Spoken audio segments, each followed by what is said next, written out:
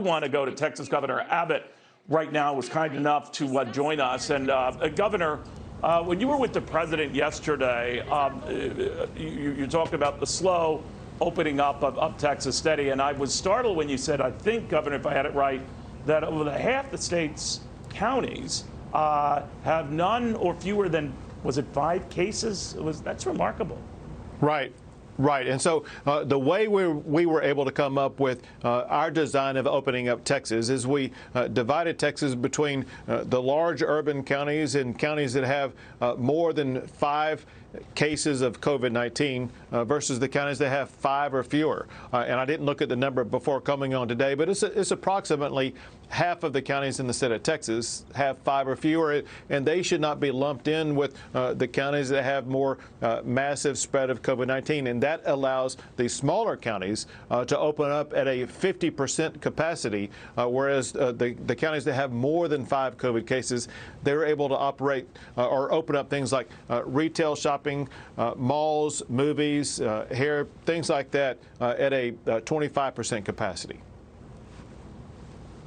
How are things going in the state right now, Governor? I noticed you intervene on behalf of the salon owner who a judge had thrown in jail for violating the state recommendation about doing business, in her case, out on the sidewalk outside her shop.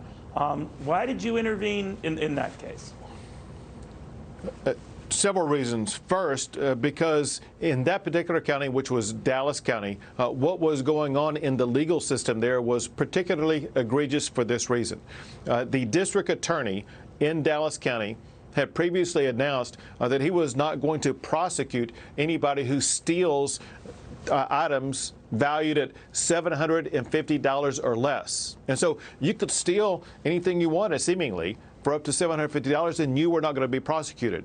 Similarly, I know that some counties, I think Dallas County may be in this group also, they are letting out of jail people who have COVID or may be exposed to COVID so that they would not be subject to more COVID in jails. And so it made no sense whatsoever. In fact, it was absurd to let these people out of jail and or not prosecute them in the first place and put them in jail, while at the same time putting in jail someone who was just a business owner trying to earn money to support her family. Hence, there was the necessity that we make more common sense applicable in a criminal justice system. And so I wanted to make sure that across the board, when it came to all of these executive orders, whether it be the state or the local county executive orders in response to this pandemic, that business owners should not be put behind bars because of the lack of compliance. There are other compliance measures that can be used, but jail time is the wrong solution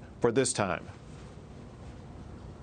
Now, the judge might have overstepped things. I'm no lawyer, Governor, but by demanding she apologize, did the judge just get too wacky here or what?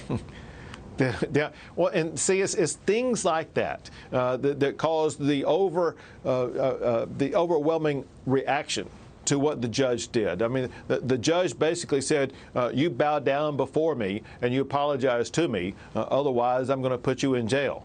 And that's just, I would say, an inappropriate judicial attitude. And that's why I also wanted to make clear, to make sure this was retroactive, so that this particular business owner should not be placed in jail. Bottom line, Neil, and that is, as we work our way through this pandemic, as we focus on trying to keep our community safe while also opening up for business, we need a healthy dose of common sense as we move forward.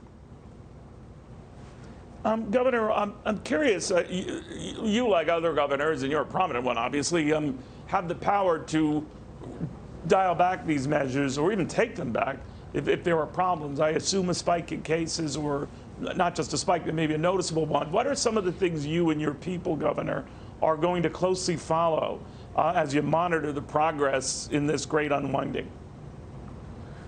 Great question. Very important for my fellow Texans to hear this answer, and that is, there's several things that we look at as we monitor opening up business in Texas. One is the percentage of people who test positive, and that continues to remain low. Another is hospital capacity, which continues to remain abundant. And the other is deaths and the percentage of deaths. And remember this, Texas is like the 8th or 9th lowest death rate in the United States. The only states that have a lower death rate are large, sparsely populated states like Montana and Wyoming and Alaska. But here's the deal. Other important things that we're looking at, Neil, and that is most of the new cases that we're seeing arise out of Texas fall into 3 categories. One are meat packing plants, another is jails, the other is senior centers. And so we've developed these surge strike force teams that will go into these locations and do massive testing, massive infectious control so that we can reduce the spread of the coronavirus in those 3 categories. If we do that, we're going to go a long way toward both holding down the number of COVID positive cases as well as holding down the number of deaths in Texas. Governor, thank you very much. I did notice in your opening hair salons today, seeing as they're not open in my state, I think I'm flying down to Texas to get a haircut. But Governor, thank you very, very much. Be safe, be well.